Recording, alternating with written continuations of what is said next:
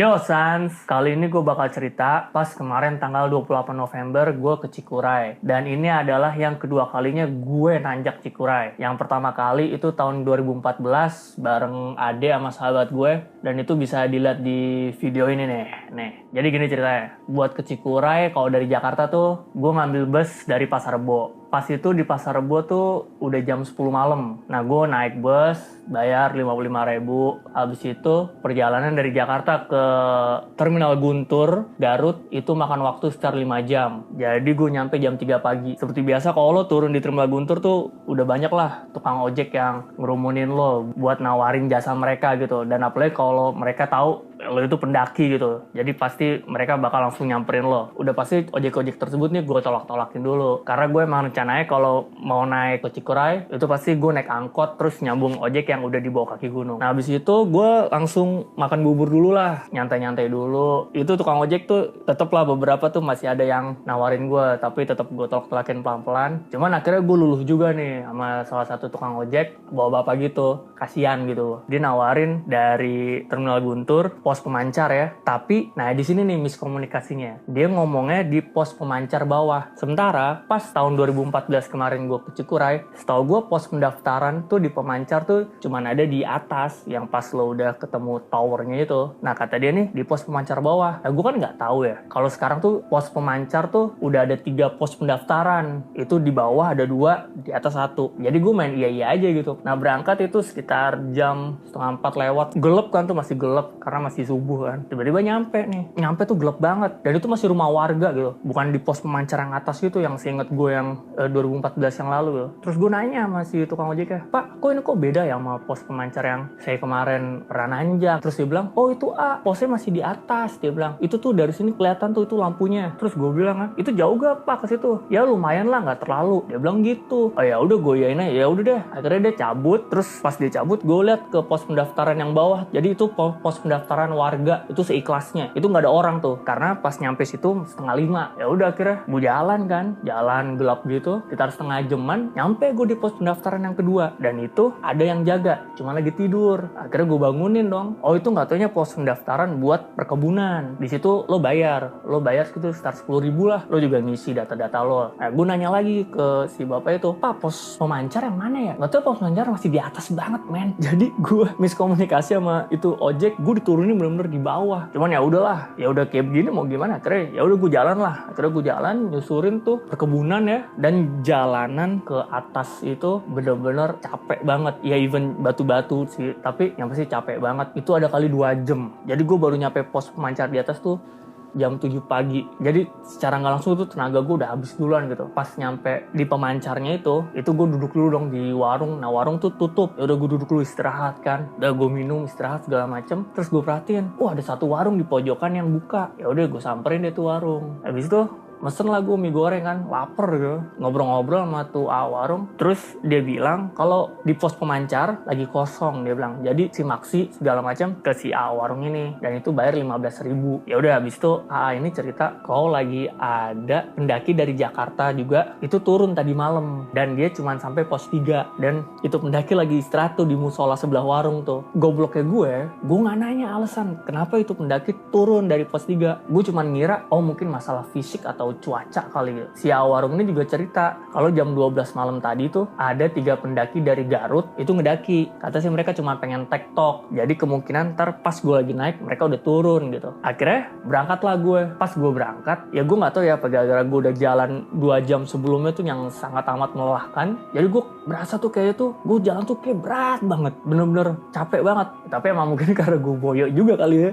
Jadi gue jalan dari pos pemancar itu kan ke atas jalan. Treknya itu bener-bener lembab. Jadi tuh ya agak licin juga gitu. Ya karena kan emang lagi musim hujan kan. Cuman nih pas gue mendaki pagi ini itu untungnya lagi nggak hujan. Tapi lumayan berembun dikit gitu. Gue naik pas udah masuk ke hutan. Pas gue hampir nyampe di pos 2, gue ketemu tuh sama 3 pendaki yang dari Garut yang tektok ini. Mereka turun gini ke bawah. Otomatis pas ketemu kita ya sapa-sapaan lah kita ngobrol kan. Terus dia nanya, sama siapa? Ya gue jawab sendirian. Pas gue ngomong gitu, muka mereka tuh kayak agak aneh gitu ngeliat gue. Kayak gimana gitu. Terus gue bilang kan, gimana di atas? Nggak ada orang lagi ya? Nggak ada, kita bertiga doang. Nah terus mereka cerita kalau mereka tuh dari semalam nanjak sampai puncak, sampai mereka turun, mereka digangguin terus. Digangguinnya tuh bukan diliatin ya, kalau kata mereka sih semacam suara sama bau. Nah, terus habis itu mereka cerita juga, tahu kan yang soal orang Jakarta yang sampai pos 3 terus turun? Terus gue bilang, oh iya, tahu saya,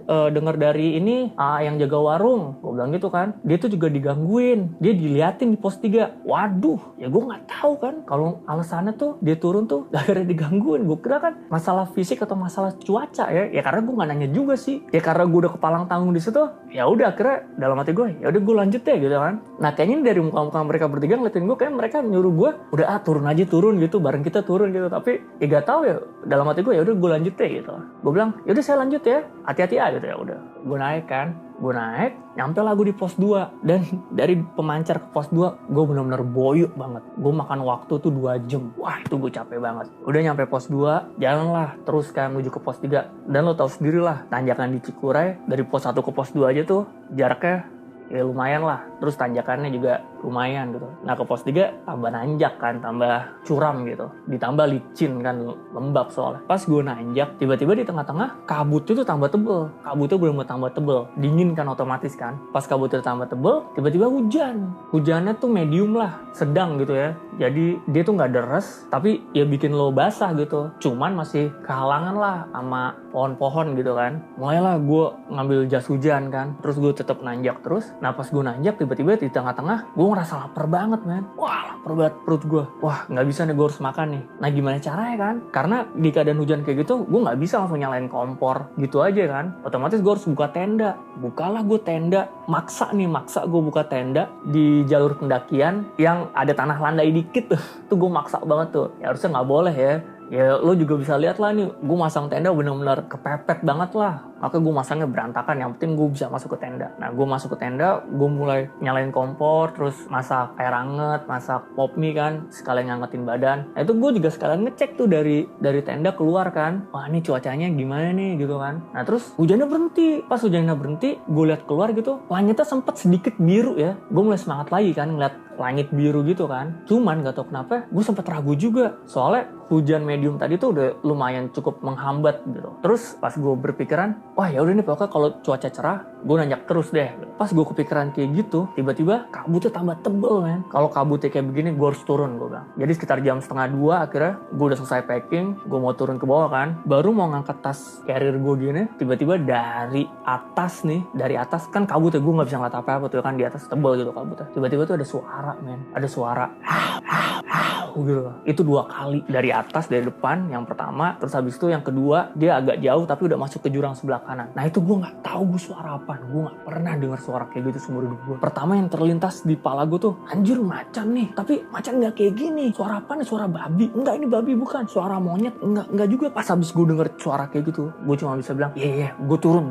Pas gue turun, nggak lama dari itu hujan deres, dan itu gue nggak bisa ngerekam lagi karena apa? Yang ada di otak gue cuman gue harus turun, itu doang. Dan hujan itu saking deresnya itu sampai jadi aliran air. Nggak ada kepikiran deh buat rekam lagi deh. Gue fokus doang, turun. Pokoknya gue harus turun, gue harus sampai bawah dengan selamat. Dan gue baru nyadar kalau itu gue dikit lagi nyampe pos 3. Karena kenapa? Pas gue turun itu pos 2 jauh banget men. Itu tongsis gue aja tuh jadi trackpole dadakan. Akhirnya pas nyampe pos 2, nggak nyampe 10 detik gue baru duduk di situ istirahat. Nah itu badan gue mulai dingin, even kaki gue pegel, gue harus gerak terus. Karena kalau gue gerak terus, badan gue kan jadi anget kan. Nah kalau gue istirahat dikit gitu, badan gue jadi dingin men. Dan itu gue benar-benar takut banget kena hipotermia. Jadi mau gak mau deh, gue harus turun terus, emang harus gerak gitu. Nah akhirnya gue gerak lagi kan, gue turun, gue jalan lagi. Gak lama gue jalan, sekitar 30 detik baru jalan, tongsis gue ketinggalan di pos 2. Ya, jadi bagi lo nih yang bulan Desember ini ke Cikuray, terus di pos 2 nemuin tongsis, nah itu punya gue tuh.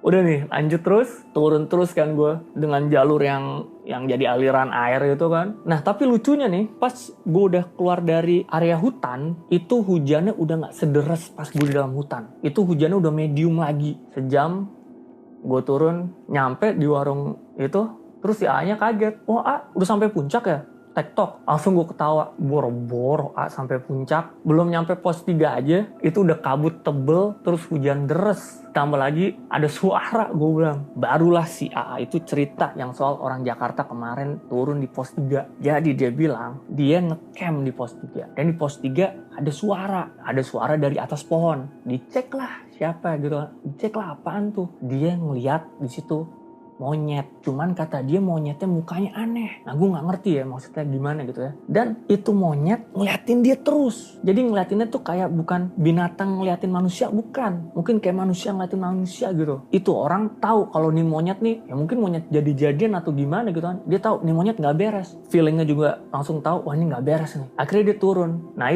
kenapa si warung ini nggak mau ceritain ke gue, itu takutnya ya mungkin gue nggak jadi naik atau gimana. Ya lagi pula kalau mungkin gue ceritain gitu ya, gue juga nggak tahu sih bakal tetap naik atau enggak gitu. Ya udah pokoknya akhirnya gue udah nyampe warung lagi tuh, warung si A tadi. Lalu gue langsung bersih segala macam, nyantai lagi, makan, minum, nyemil. Ya udah terus habis itu gue langsung minta si A itu nganterin sampai jalan raya bawah. Bayar tuh 25.000. Habis itu naik angkot langsung ke terminal Garut, bayar lagi 25.000. Malam itu gue langsung pulang ke Jakarta. Sampai Jakarta tuh sekitar jam 11. Seperti biasa busnya 55.000. Ya pokoknya gitulah cerita gue gagal muncak di Cikuray ini.